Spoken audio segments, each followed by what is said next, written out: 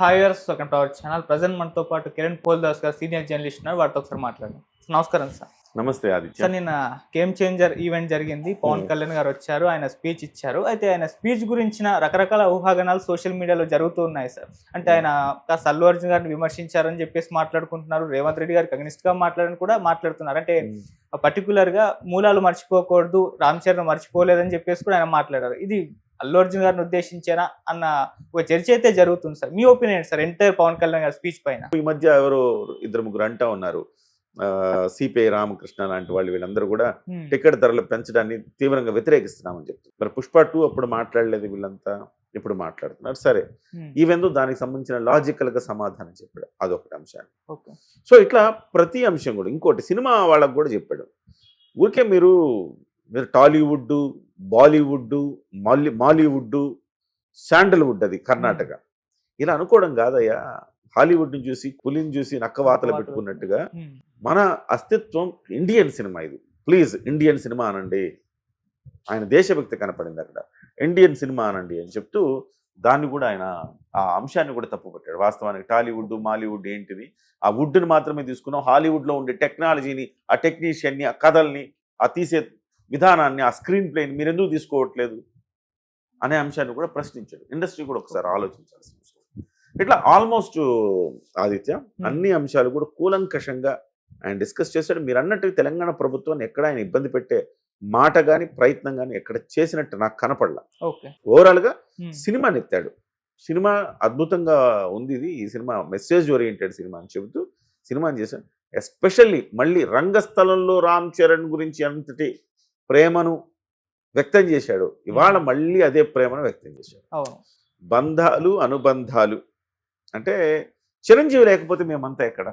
ఇవాళ మీరు OG OG OG అంటుంటే ఓజీ ఓజీ అన్న, డిప్యూటీ సీఎం అన్న, సీఎం అన్న, పవన్ కళ్యాణ్ అన్న, రామ్ చరణ్ అన్న, గ్లోబల్ స్టార్ అన్న, ఇవన్నీ కూడా ఆద్యుడు మూలం చిరంజీవి గారే. ఆయన లేకపోతే మేము ఎక్కడ ఉన్నాం అన్నాడు. అంతే కదా. ఇవాళ అది కూడా అల్లు అర్జున్కి తాకుంటుందిగా. ఆయన ఏమంటాడు, నేను అందరూ హీరోలకి ఫ్యాన్స్ ఉంటారు, ఫ్యాన్స్ చూసి హీరో అన్నాడు. నువ్వు ఫ్యాన్స్ చూసి కాదు కదా హీరో అయింది.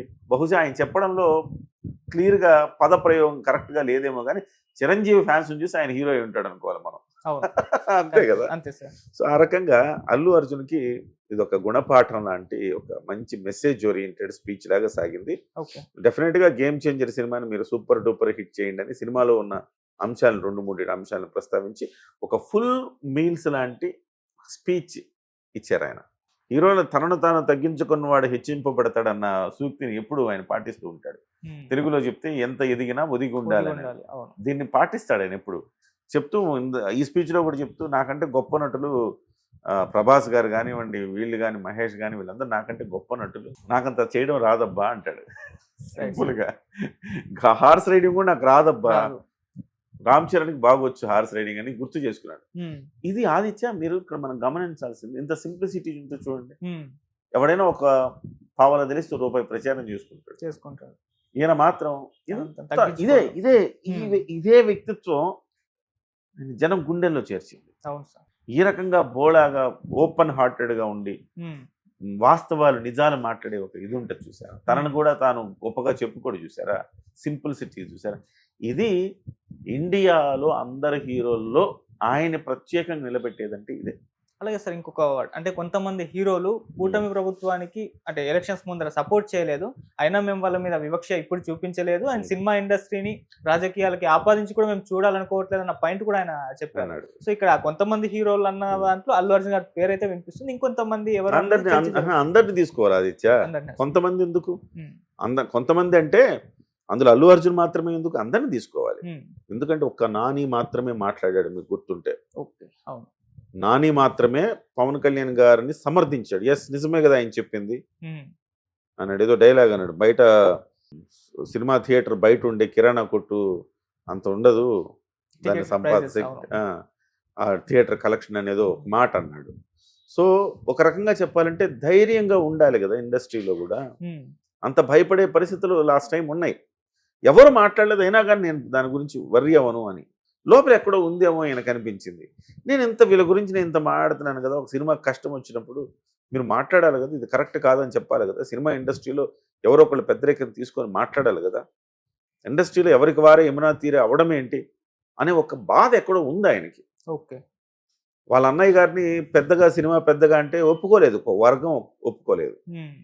ఒక వర్గం ఆయన ఏంటి మాకు పెద్ద అనే తత్వంలో బిహేవ్ చేశారు. ఆయనకు మనసు గాయపడి నేను సినిమా పెద్దగా ఉండాల్సిన అవసరం లేదు, బిడ్డగా ఉంటానని చెప్పేశారు చిరంజీవి గారు. అవును సార్. ఇవాళ సినిమా పెద్ద లేని లోటు కనపడుతోంది. ఇలాంటివి వచ్చినప్పుడు ఎవరో ఒకళ్ళు మాట్లాడాలిగా. ఇప్పుడు కూడా చూడండి, ఏకతాటి మీద సినిమా రంగం ఉందా? లేదు. ఇష్టానుసారం కమర్షియల్ అయిపోయింది. అల్లు అర్జున్తో సినిమా తీయాలి, అల్లు అర్జున్ జాతీయ స్థాయి ఉత్తమ నటుడు అయ్యాడు కాబట్టి ఆయన ఏదో ఒక రోజు డేట్లు ఇస్తాడు, మనకు సినిమాకి మనం తీసుకోవచ్చని నిర్మాతలు, మనం డైరెక్ట్ చేయొచ్చని దర్శకులు, మనం ఆయనతో నటించవచ్చని హీరోలు హీరోయిన్లు వరుస కట్టారు మనం. కానీ వాస్తవం ఏంటి, మీరు సినిమా పెద్ద ఉండుంటే సినిమా పెద్ద ఎవరైనా కూర్చొని డిస్కస్ చేసేవాళ్ళు, ఎట్లా ఈ ఇష్యూస్ సార్ట్అవుట్ చేయాలి. అల్లు అర్జున్ పిలిచి మందలించి ఇట్లా కాదు కదయ్యా నువ్వు చేయాల్సింది, వెంటనే అరవింద్ గారు మీరు వెళ్ళి అది చేయండి ఇది చేయండి. ఒక సిస్టమ్ లేదు కదా, ఆ సిస్టమ్ లేని ఒక లోటుని ఇప్పుడు తెలుస్తా ఉంది. అది అదే అంశాన్ని ఆయన నర్మగర్భంగా అన్నాడు. ఆయన ఆ మాట అన్నాడంటే ఆయన మనసులో బాధ ఉందనే. ఆ రోజు ఎవడు ముందుకు రాలేకపోతే 10 రూపాయలు 20 రూపాయలు పెట్టి ఎంఆర్ వాళ్ళు తమ్మించారంటే టికెట్లు. ఎంత దౌర్భాగ్యం అండి, ఎంత శాడిజం జగన్మోహన్ రెడ్డి ఆ రోజు. శాడిస్ట్ లాగా బిహేవ్ చేసి అతను చేశాడు. కానీ ఒక్కడు ప్రశ్నించలేదే. ఎఫ్డిసి చైర్మన్గా ఉన్నాడు మెంటల్ కృష్ణ, ఎవరు పోసాని కృష్ణ, వాడు మాట్లాడలేదు. ఆలీ ఉన్నాడు, ఆలీ మాట్లాడలేదు. ప్రభుత్వంలో ఉన్నారు కదా వాళ్ళు. ఆలీ అనేవాడు పవన్ కళ్యాణ్ గారు ఎంత విలువిస్తాడు ఆలీ అనేవాడికి, వాడు మాట్లాడలేదు. ఇతను పోసాని కృష్ణమూర్తి మాట్లాడలేదు, ఎవరు మాట్లాడలేదు. పెద్ద పెద్ద హీరోలు దర్శకులు సినిమా నిర్మాతలు ఆ నలుగురు కూడా ఉన్నారు, ఆ నలుగురు అంటారు నిర్మాతలు, వాళ్ళెవరు మాట్లాడలేదు. సో ఈ పరిస్థితి వచ్చింది. సో మీలో మీరు కలిసికట్టుగా లేకపోతే ఇండస్ట్రీ ప్రభుత్వానికి లోకు అవుతుంది ఫస్ట్ థింగ్.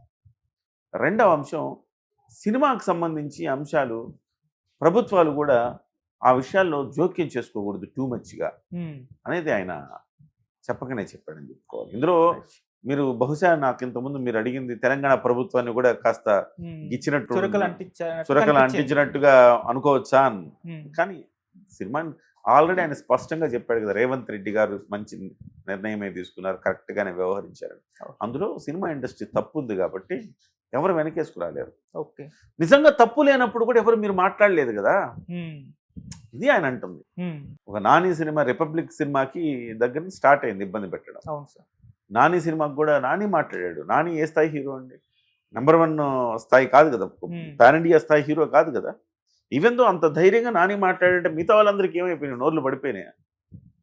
ఎవరైనా పెద్దలు ఉంటారు కదా, తమ్మారెడ్డి భరద్వాజ్ లాంటి వాళ్ళు వాళ్ళు మాట్లాడుతూ ఉంటారు కదా, వాళ్ళందరూ కూడా ఎవరైనా మాట్లాడచ్చు కదా. ఆ రోజు ఎవరు మాట్లాడాలి, ఇదే సిచ్యువేషన్. దాన్ని ఆయన ఆవేదన అది దాన్ని గుర్తు చేసుకుంటాం. Thank you so much.